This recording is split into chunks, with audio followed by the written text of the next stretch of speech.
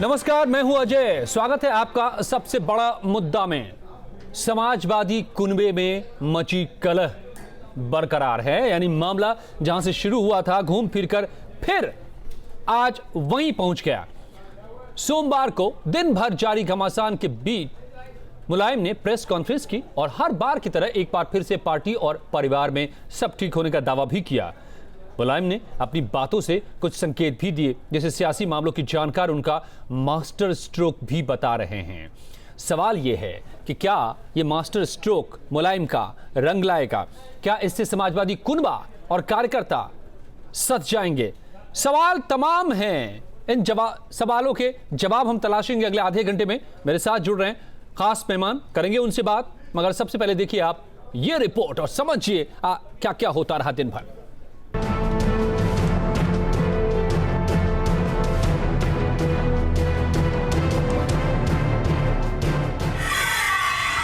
परिवार एक है।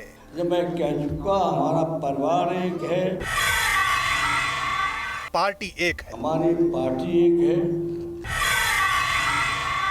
अखिलेश सीएम हैं। मुख्यमंत्री हैं, अखिलेश राज मुख्यमंत्री हैं, उनके बारे में क्या पूछें? फैसला अखिलेश करेंगे। वो बात मैं मुख्यमंत्री पर छोड़ता हूँ। समाजवादी घराने में घमासान जहां से शुरू हुआ था, आज भी हालात तकरीबन वही हैं।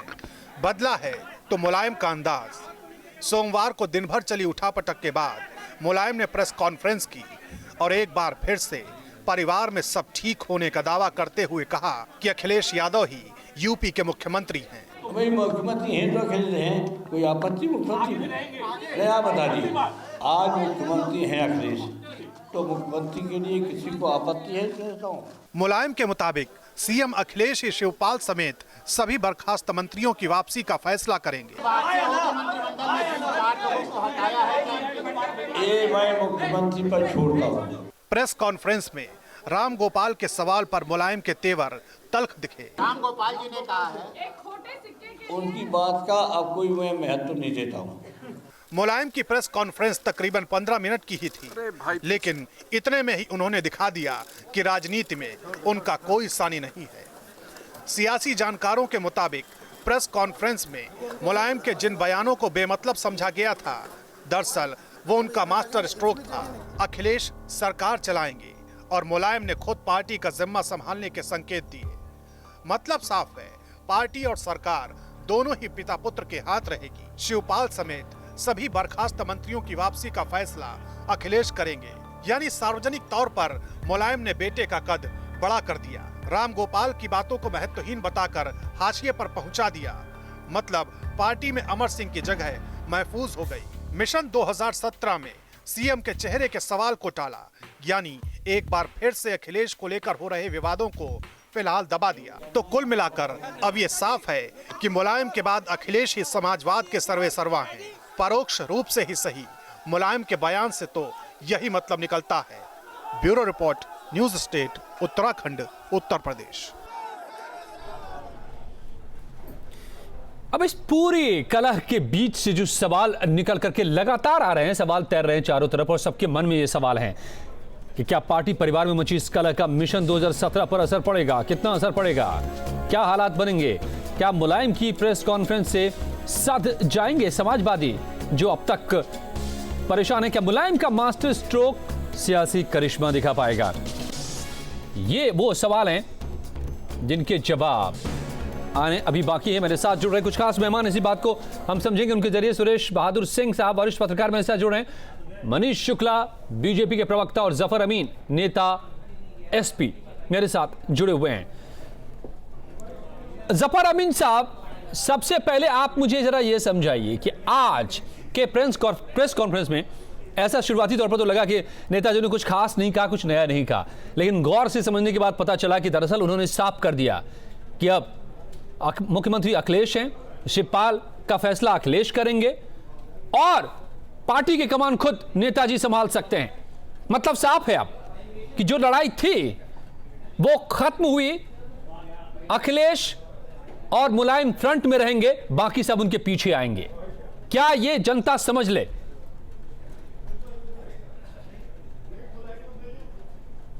देखिए अजय भाई, तो हम तो आपके चैनल को मुबारकबाद देंगे कि सबसे पहले आपके चैनल ने समझ लिया। नेताजी ने सीधे सीधे कहा कि विशेषाधिकार जिसका है वही वापस लेगा, जो भी फैसला होगा उनको करना है। लेकिन कुछ नौजवान लड़के जो इन बातों को नहीं समझ पाए, वो ये नारा देने लगे कि मतलब अखिलेश यादव जी को नेताजी अनाउंस करें। 2012 के चुनाव में भी नेताजी ने अखिलेश यादव जी को चेहरा नहीं बनाया था। हज़ारों किलोमीटर साइकिल चलाया था अखिलेश यादव साहब ने, मेहनत किया था, सभाएं किया था, रथ लेके निकले थे, सब कुछ थे, और उनको मुख्यमंत्री बनाया। अभी इधर भी नेताजी ने नहीं कहा, माननीय शिवपाल जी ने लगातार कहा कि मुख्यमंत्री वही होंगे बहुमत आने के बाद। तो आज सवाल इस बात का है कि नेताजी ने कभी कहा नहीं, तो आज भी नहीं कहा नेताजी ने।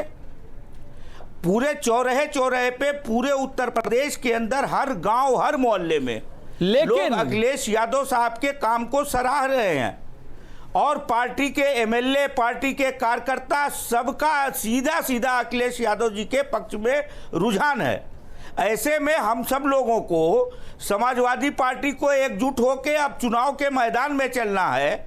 3 तारीख को रथ निकलेगा और 5 तारीख को रजत जयंती मनाई जाएगी। जफर अमीन साहब, सवाल ये है इन सारी चीजों के बीच में, चाचा शिवपाल यादव क्या इस पूरी तस्वीर को स्वीकार कर लेंगे कि अब पार्टी की कमान नेताजी के हाथ में और सरकार की कमान अखिलेश यादव के हाथ में?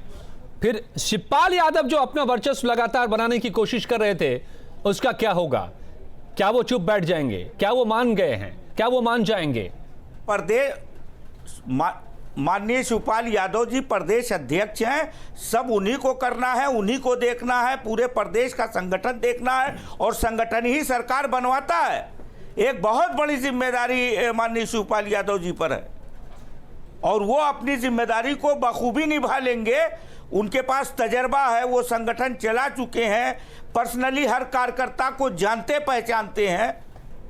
अब रास्ता साफ है, उत्तर प्रदेश में 2017 में समाजवादी पार्टी सरकार बनाएगी। तो एक बात और भी बता दीजिए, आप का जो माहौल है, भारतीय जनता पार्टी नहीं, एक बात और भी बता दीजिए अमीन साहब आप, तो क्या फिर टिकट के बंटवारे में अखिलेश यादव की भी चलेगी?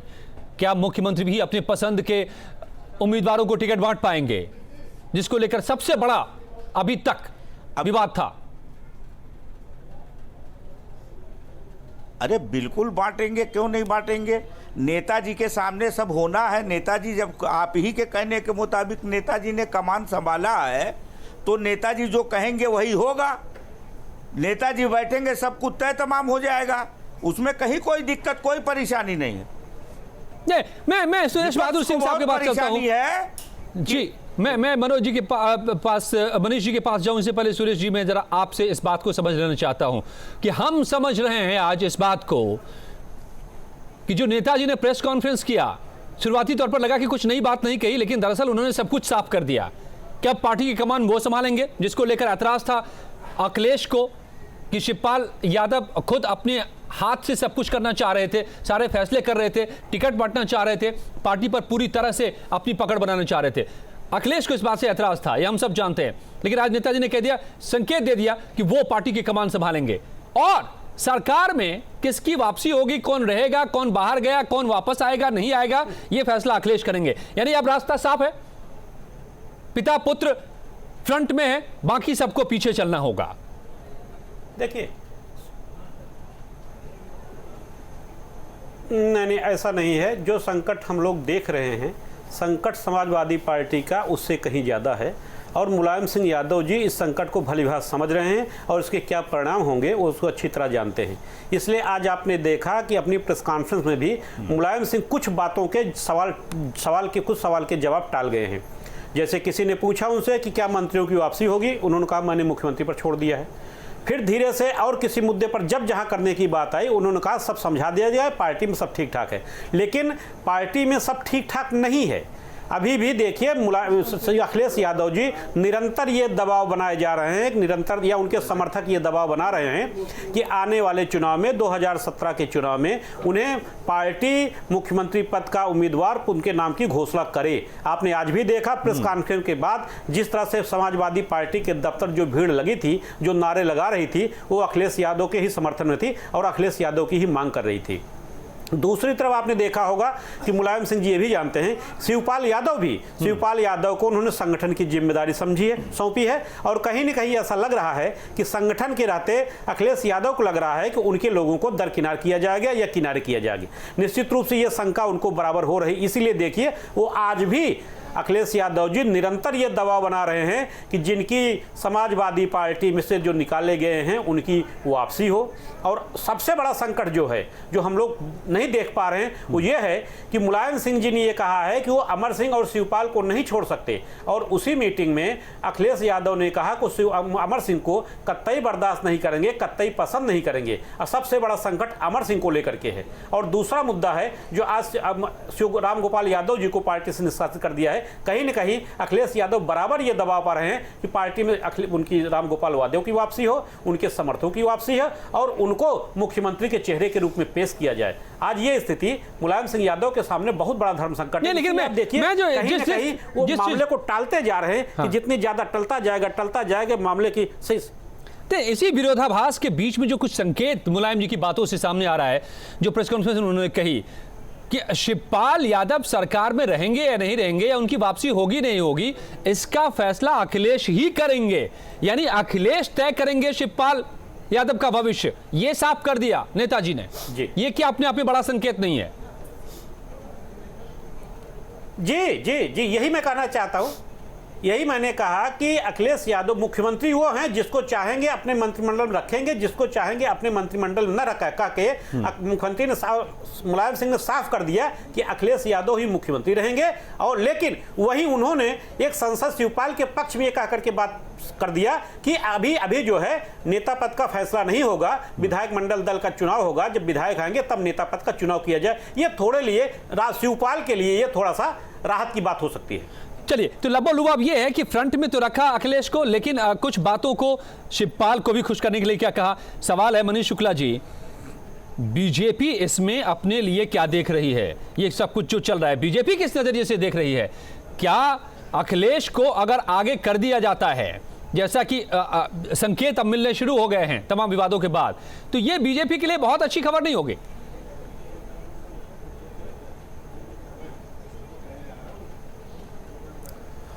अजय जी देखिए, 4 साल 7 महीने सरकार चलते हो गया, जो लूट खसोट की सरकार चली अखिलेश यादव के नेतृत्व में।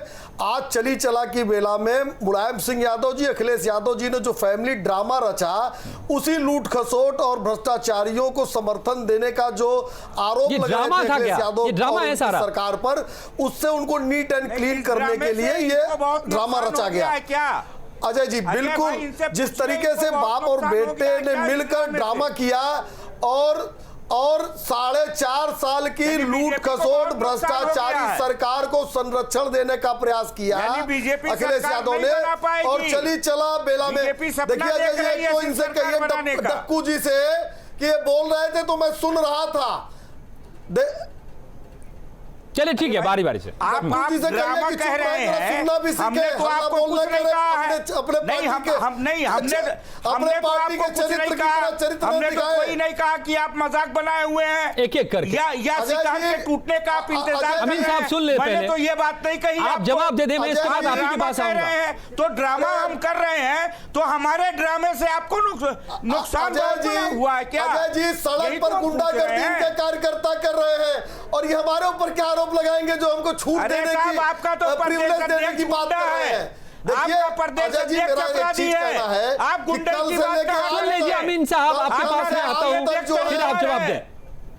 अमीन साहब, मनीष शुक्ला जी बोल लें, फिर आप जवाब दें। मैं आपके पास आ रहा हूं। मनीष शुक्ला जी, मेरा सवाल ये था, मेरा सवाल ये था हमारे प्रदेश अध्यक्ष का रिकॉर्ड कल के घटनाक्रम से जी बताइए, बात कल पूरी। के घटनाक्रम से एक चीज तय हो गई, जो मुख्यमंत्री जी ने भाषण दिया, मुलायम सिंह जी ने भाषण दिया, शिवपाल जी ने जो भाषण दिया, जो आरोप हम लोग लगाते थे कि अखिलेश यादव जेबी और बेबी मुख्यमंत्री हैं, ये तय हो गया कि वो चीफ सेक्रेटरी से लेकर चपरासी तक मुलायम सिंह यादव से पूछ के बनाते थे। अर्थात उन्होंने संविधान की मर्यादा का उल्लंघन किया। मैं पूछना चाहता हूं कि पद और गोपनीयता की शपथ आपने संविधान की ली थी कि मुलायम सिंह यादव जी की ली थी? और दूसरी बात, आज उत्तर प्रदेश में सीएम का आवास भी सुरक्षित नहीं है। एक मुसलमान विधायक को इनके मंत्रिमंडल के सहयोगी ने सीएम हाउस में पीटा है। कब उनके ऊपर कार्रवाई होगी? एफआईआर भी उस मुसलमान विधायक ने जाकर कराया है, अभी एक कार्रवाई नहीं हो रही है। तो सीएम के बंगले में पिटाई हो रही है। जफर अमीन डक्कू साहब, आपके विधायक की पिटाई हो रही है, एक मुसलमान विधायक की पिटाई हो रही है।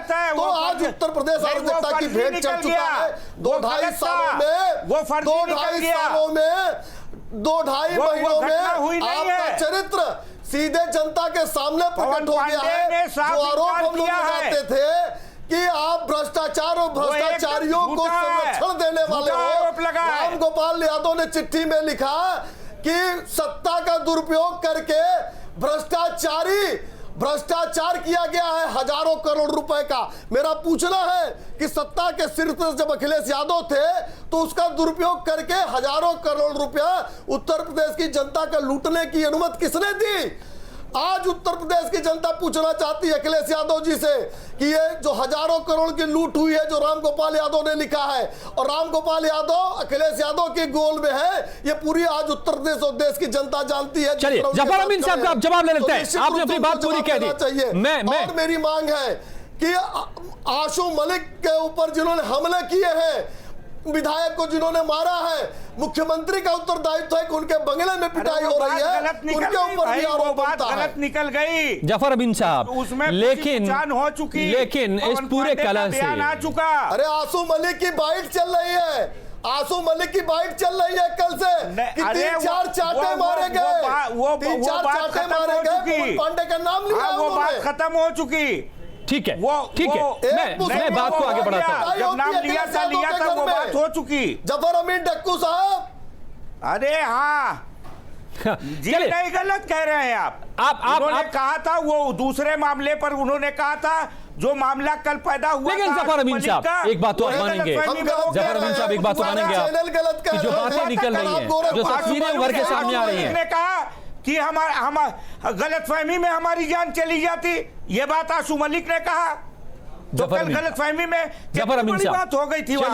ठीक है, मैं उस बात पे मैं उस बात पे नहीं रुकता, लेकिन बड़ा सवाल है, बड़ा सवाल ये है, मुख्यमंत्री जी उनको लेके गए अपने घर पर। मनीष जी जफर साहब जरा सुन लें आप मेरा सवाल भी। बड़ा सवाल ये है जफर साहब कि जो बातें निकल रही हैं, मुख्यमंत्री आवास में पिटाई हो रही है विधायकों की, मंत्रिमंडल के लोग पीट रहे हैं, मंत्री पीट रहे हैं। चलिए ठीक है, ऐसा कुछ नहीं है, ने पूरे उत्तर प्रदेश को 4.5 वो बात गलत निकल गई, चला रखा था। नहीं तो आपको तो निकल गई, आपको बाहर बहस हुई थी, आपको बीजेपी को तो खुश होना चाहिए, बात कह दिया कि जो तस्वीरें आ रही है वो बीजेपी के लिए तो अच्छी बात है। मनीष जी आपको तो खुश होना चाहिए, आपको सियासी तौर पर फायदा मिलेगा। मुसलमान की हमदर्द हो रही है। अरे 2017 का चुनाव देखिए, इतनी हमदर्दी मुसलमान के साथ उत्तर प्रदेश में अराजकता हो, आप देखिए हमारे लिए अच्छी बात प्रधानमंत्री बनारस में ये बात तो आप जनता को बता सकते हैं ना। 1 तिलाक तो अपनी पत्नी को दे नहीं पाए, 3 तिलाक पर बोल रहे हैं मुस्लिम औरतों को लेके। जिस तरीके से समाजवादी ये बात नहीं हो रही है, बात नहीं हो रही है, फिर बात नहीं हो रही है, हो गई है मार्ग तक। जिस तरह से कल से गुंडागर्दी का राज रहा, व्यवस्था को लोग हाथ में मारपीट की बात पर आपको हमदर्दी हो गई है, गिरफ्तारी और हजारों मुसलमानों का गला आपने काटा है, आपकी सरकार में काटा। जफर अमीन साहब आप जरा सुनिए इन बातों को कि आप जो तस्वीरें पेश कर रहे हैं। मनीष जी मुझे बोले दे, नहीं हुई। मनीष जी आप मुझे बोले दे। जफर अमीन साहब आप सवाल ये है कि जो आज विपक्ष आप पर इतना हमलावर हो रहा है, मौका तो आप खुद दे रहे हैं, आपके खेमे से जो बातें निकल रही हैं वो बहुत दूर तक जा रही हैं, जो तस्वीरें निकल रही हैं वो सबको दिखाई दे रही हैं। कितना बड़ा नुकसान आपको हो रहा है आने वाले चुनाव के मद्देनजर, क्या आपको अंदाजा नहीं है? नहीं, हमको बहुत बड़ा फायदा हो रहा है, हम आपको बता रहे हैं। अच्छा, कैसे जरा समझा दे। भारतीय जनता पार्टी बहुत परेशान है। सुन लीजिए, हम समझा रहे हैं आपको। आशु मलिक की हर पिटाई से आपको गांव, लाभ हो हर रहा है? मोहल्ले में आशु सुन लीजिए, मलिक की अरे पिटाई भाई से अब जबरदस्ती साहब सुनिए ना, आपको आशु लाभ हो मलिक रहा को है? छोड़ दीजिए। उत्तर प्रदेश में अरे अराजकता हो रही है और आपको लाभ हो रहा है। सुन लीजिए मनीष जी, आप फिक्र करिए मुख्तार अब्बास नकवी का, शहनवाज हुसैन का, आशु मलिक का छोड़ दीजिए। अजय जी गुजरात क्या के बात अंदर कर रहे कितने हैं? मुसलमान को ये आपने आशु दबा मलिक की करवाया तो पिटाई कोई को हमदर्दी जायज नहीं ठहरा रहे रही। हैं। आप कह चुप रहे रहिए। हैं, एक दिलचस्प बात मनीष जी, हमदर्दी न दिलचस्प बात करिए हम समझने जा रहे थे। दिलचस्प बात, समय खत्म होता जा रहा है। इतनी हमदर्दी ना करिए।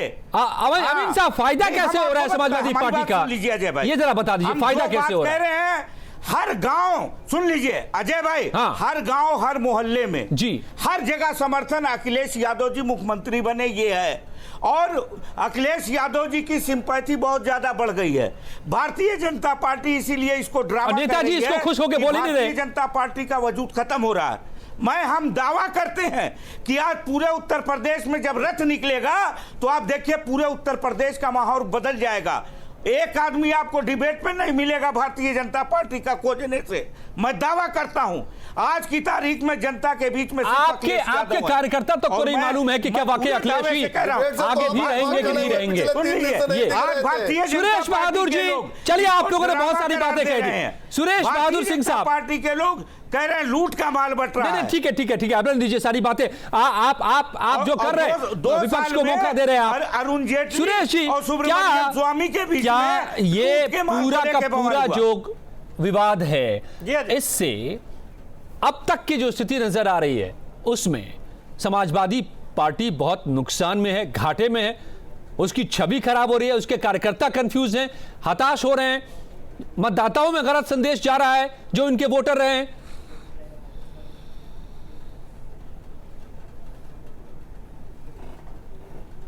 देखिए अजय जी, इसको तो स्वयं मुख्यमंत्री अखिलेश यादव भी स्वीकार कर चुके हैं जी। कुछ दिन पहले अगर सुना होगा, बिल्कुल, एक प्रेस कॉन्फ्रेंस में जब उनसे पूछा गया कि क्या इससे क्या स्थिति है, तो उन्होंने ये कहा था कि आप खुद भी जानते होंगे कि मुख्यमंत्री ने खुद स्वीकार किया, कभी इसके पहले हम नंबर 1 पर थे, आज हमारी स्थिति क्या है हमें खुद नहीं मालूम।